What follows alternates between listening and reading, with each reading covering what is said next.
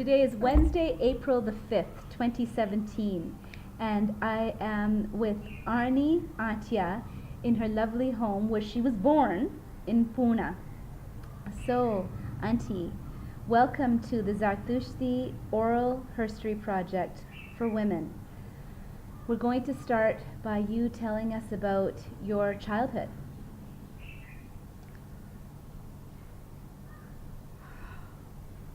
I've had a wonderful childhood. I've been very fortunate in lots of positive things that happened in my life. Having been born over here in number 6 Koregaon Park, where I had my Navjot, where I got married, after which I left and traveled all over. And here at this age, I'm back in my home and very happy to be able to spend my last years here. It's been a wonderful exposure to so many things and so many people. I've been very fortunate in always having friends, always having some support in all the things I did. I remember in college in Pune, St. Mary's Training College, there was a very good principal, and she said once a week we will have a sharing of each person's beliefs and religion. And it came to my turn, and I was going to talk about Zoroastrian beliefs and my belief particularly. And I was fortunate to have a wonderful grandfather, my mother's father, who had an influence in my life beyond anything else that happened at that time. He was a gentle historian. He had a difficult time when he had to go to South Africa because of his political beliefs, and when he couldn't manage both homes in India and South Africa, and he came back and he wrote history books.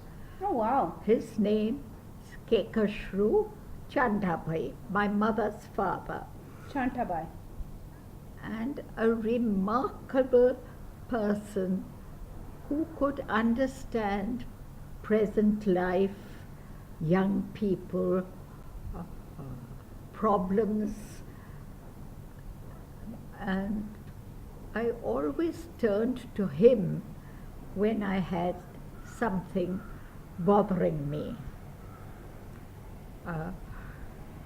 He was somebody you could really trust. Somebody I could trust and somebody who could guide me.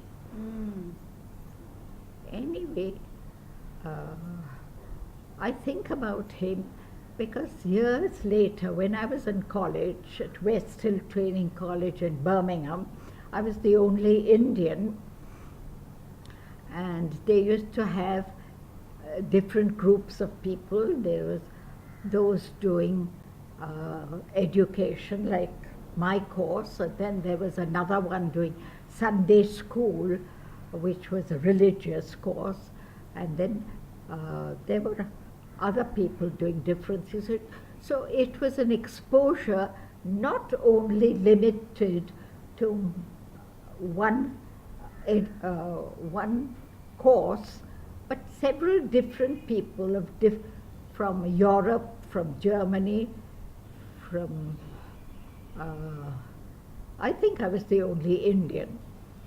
Anyway, what comes to mind is one time I was asked to give a little talk on my religion, and I said sure.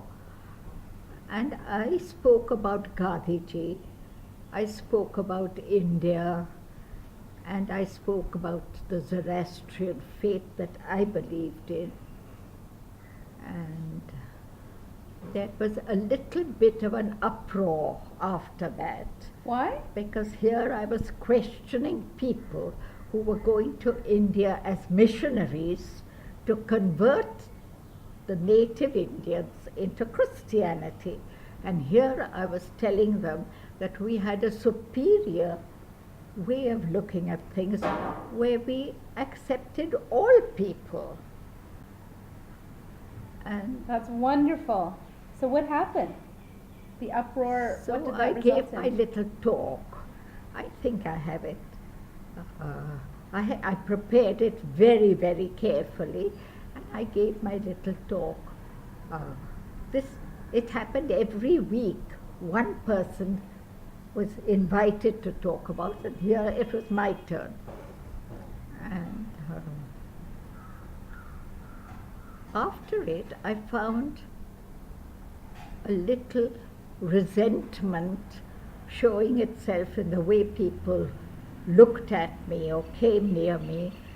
And I just took it for granted. I had very good friends also that I could share life with. But I found this negative vibe.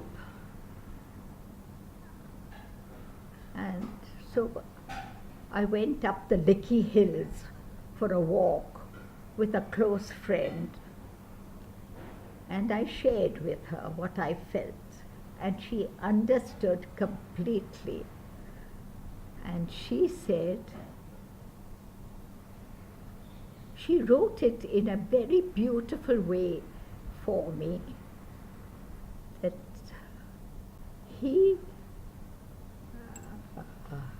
that I had been rejected, but Wit and I had the courage to win. We drew a circle and took him in. And I'm not quoting it exactly right. I do have it somewhere, the way she gave it to me. But I was amazed at the understanding that somebody could give me when I felt isolated and alone. That's And beautiful. You must have really felt some solace in that conversation with your friend.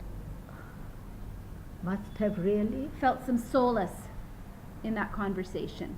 Yes. Anyway, she wrote those last two lines, lived with me all my life. For love and I had the wit to win. We drew a circle that took him in when I had been rejected as a heretic, think to sprout. And I felt so happy that here was somebody who really understood me. And this has happened throughout my life. Whenever and wherever I have met somebody who didn't understand what was going on within me, there was always somebody else who would come to put things right. And I think it's Aura Mazda's blessings that we have a religion where we can have the utmost trust in what is happening, whatever is happening, and accept it. Not always do we have positive things in life. Not always do we have people understanding us. But if we are quiet and by ourselves, there is help that comes. And I think our simple prayers of Ashem Bahu and Yatha Uhu are so powerful that in any situation and whenever things bother us, if we can just trust in the Lord and pray them with ultimate faith, help is always available. So I've been very grateful. So do you say your prayers every day? Do you say your prayers every day? Yes. I'm not a great religious person, but there's never a time where I can go to sleep without saying my Yathahu Vedu Anashevo. They support me through the night. And for that, I'm so grateful being a Zoroastrian, because it's something I can truly believe in. Now, did you raise your children in a traditional way? My children, no. I married Norshir, who was entirely unreligious. He led a wonderful life, but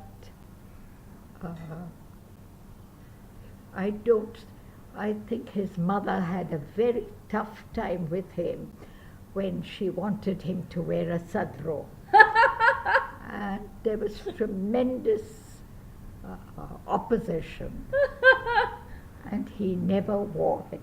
But after I got married... Did you have a traditional Parsi wedding? We had a wedding in number 6 Goregaon Park, where we are now.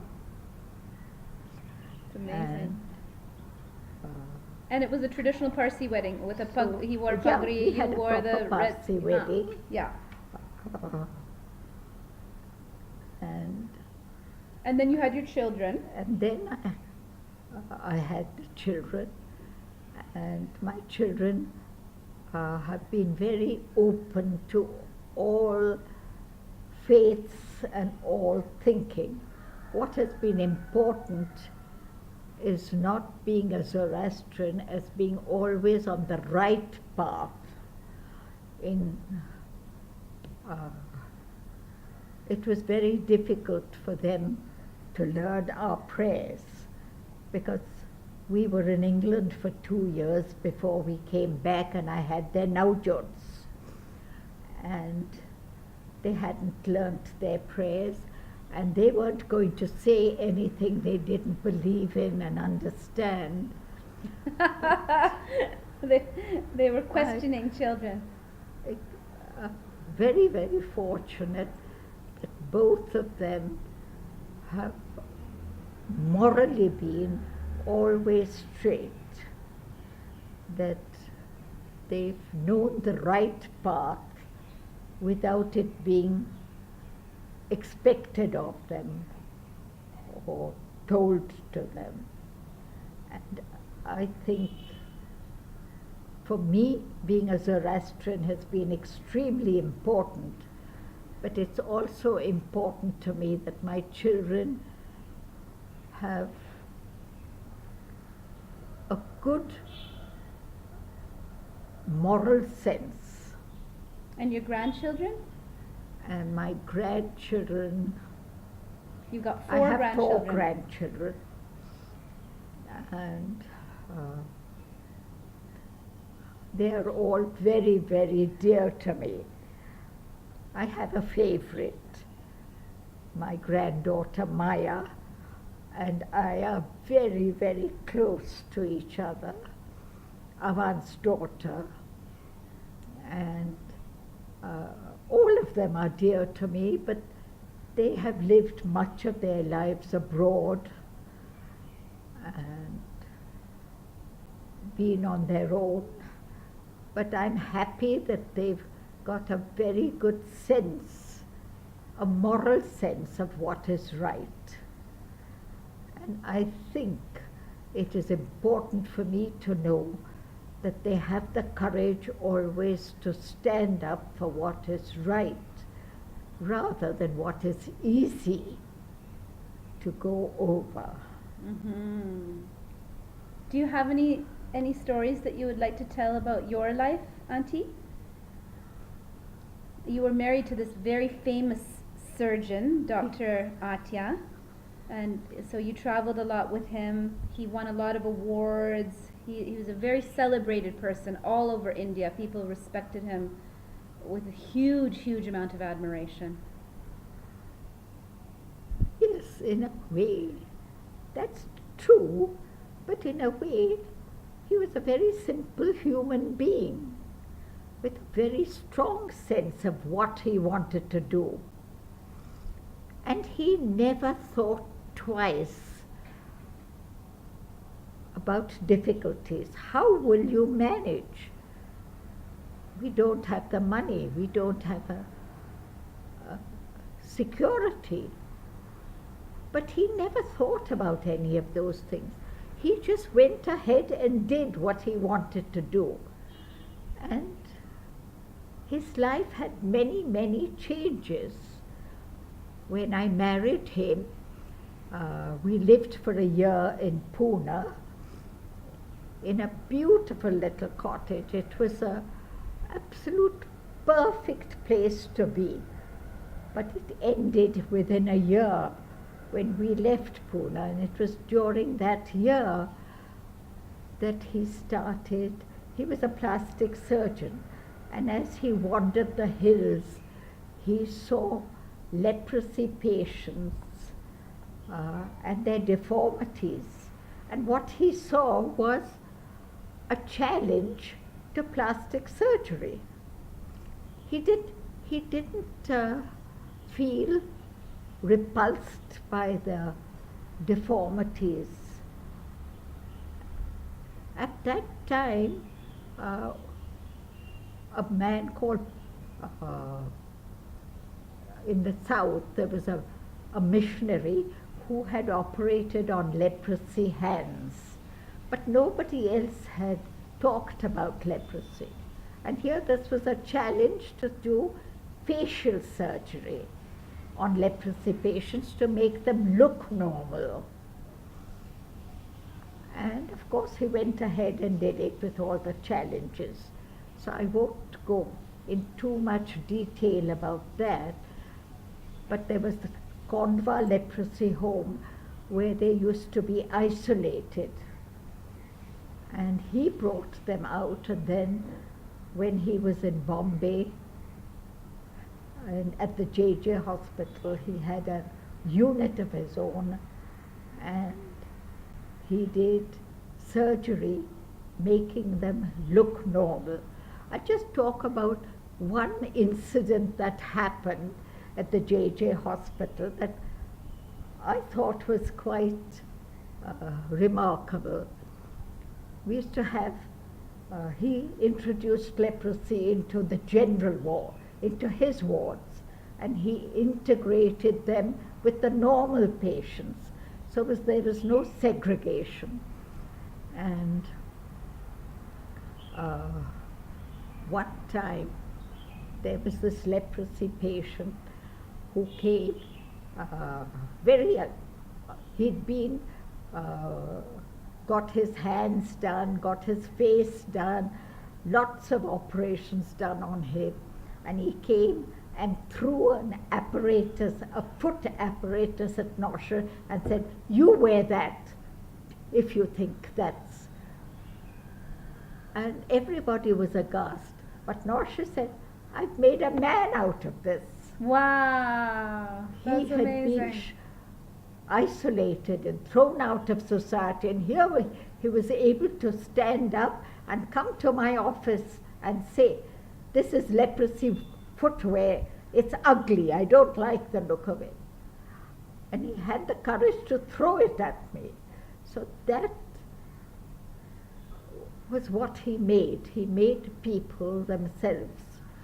My support of him was always unconditional, in the sense that we never thought about how we would manage. We just went ahead and did things, and somehow we managed wherever we were. It's beautiful. But that has now gone into books and research papers. And Yes, he's canonized. we've been Yes. very fortunate in that. Yes, and a whole And book on his traveled a life. lot. He was the president of the Plastic Surgery Association. We went all over the world. We had time in Japan and China and Europe, and before that I was in Russia with a group of people, and I saw life in many different aspects. How lovely. So Now, Auntie, with this very rich and wonderful life you've had, surrounded by friends and family and a loving, wonderful marriage that you had, beautiful children and grandchildren, can you talk about any lessons you've learned in life? well, life is always full of lessons. Life is full of experiences. And it's up to us whether we accept those experiences or we reject them. But they come. And my life has been very full of meeting a variety of experiences. I can't express how grateful I've been for the different situations in which we have had to make choices,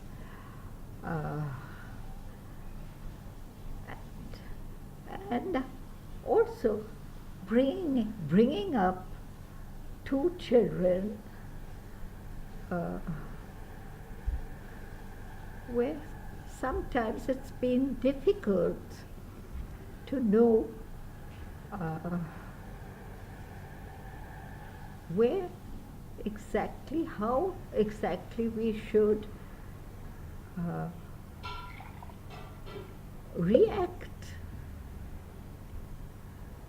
But going back,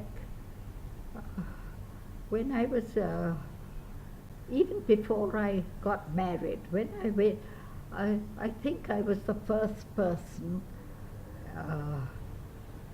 to go to England, and it took 1 month on a ship. Wow.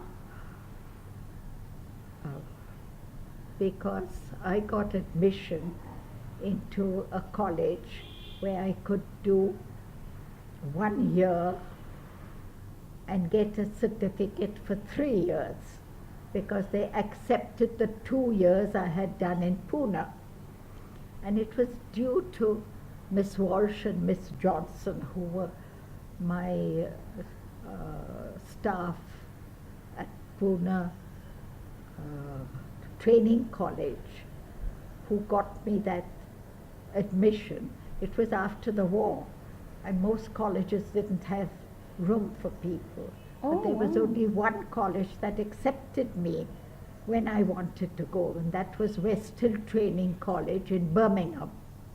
So this is after World War II? After World War II is when you went? Yeah. Okay, okay, so you went to Birmingham. And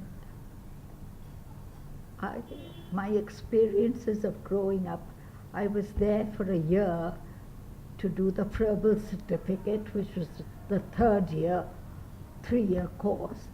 And then I was fortunate enough to be offered a job in the demonstration school, which was run by the college. Oh, that's lovely. I was very close to Mr. Hamilton, I should say Reverend Hamilton, but he was a wonderful principal. And I had a German tutor, Dr. Gerlin, who had come and was training us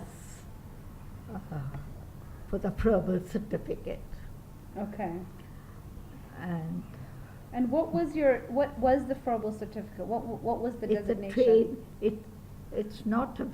It's a teaching certificate, which was accepted anywhere in the world for junior school, kindergarten and junior school training.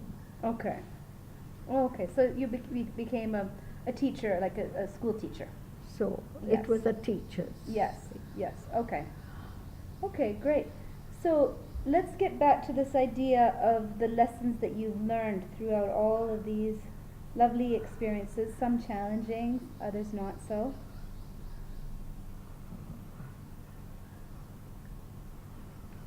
You were talking Life about. is full of lessons. It's up to us to take them or reject them. And I've learnt many lessons through acceptance, partly of situations, and not rebelled against them. What are the lessons I've learned? It's difficult to say, but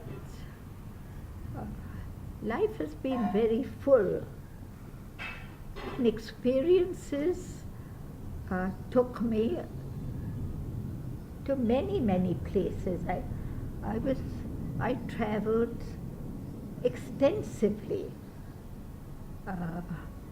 And I met a variety of people in every sphere. So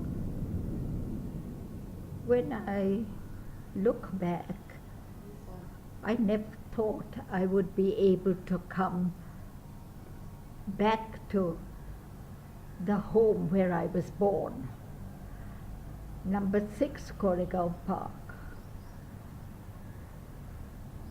I was away so much and in so many areas of the world.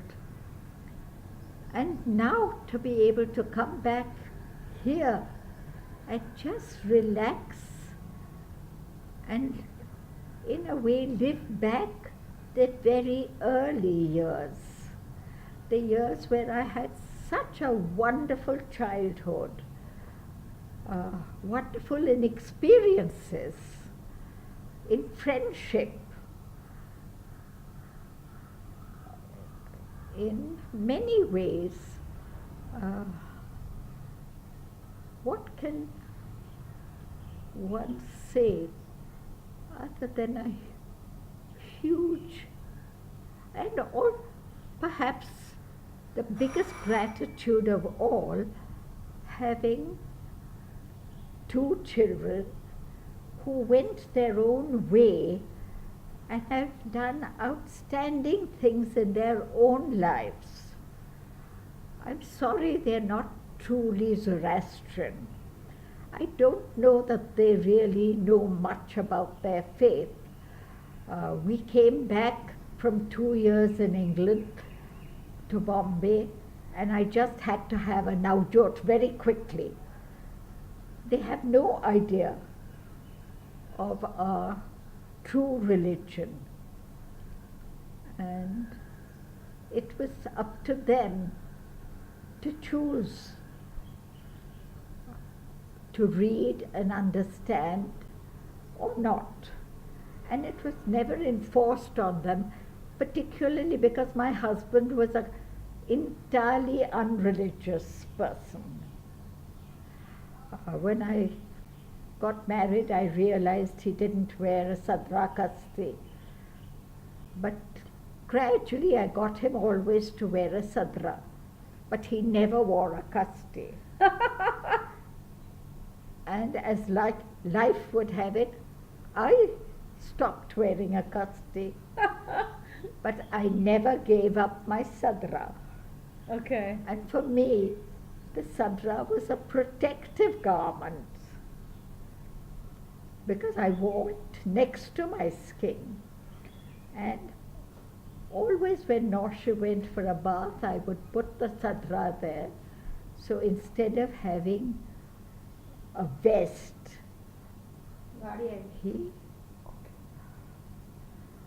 he would wear a sadra as a matter of course. It didn't bother him.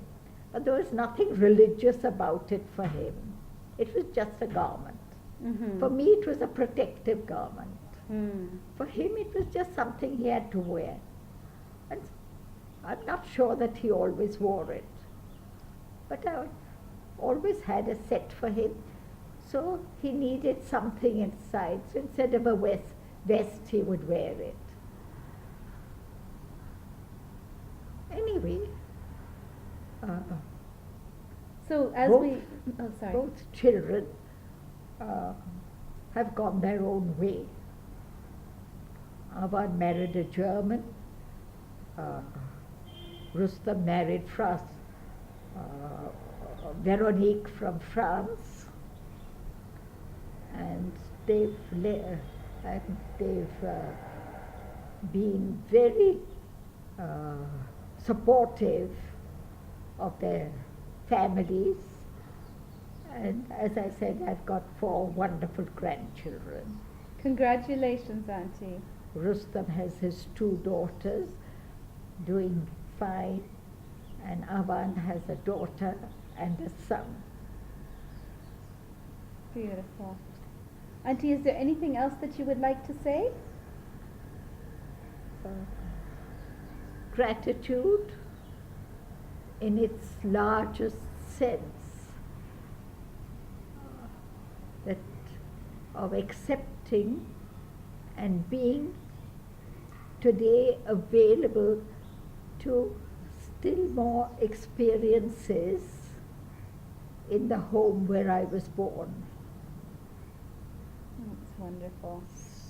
So I think that's it. Thank you.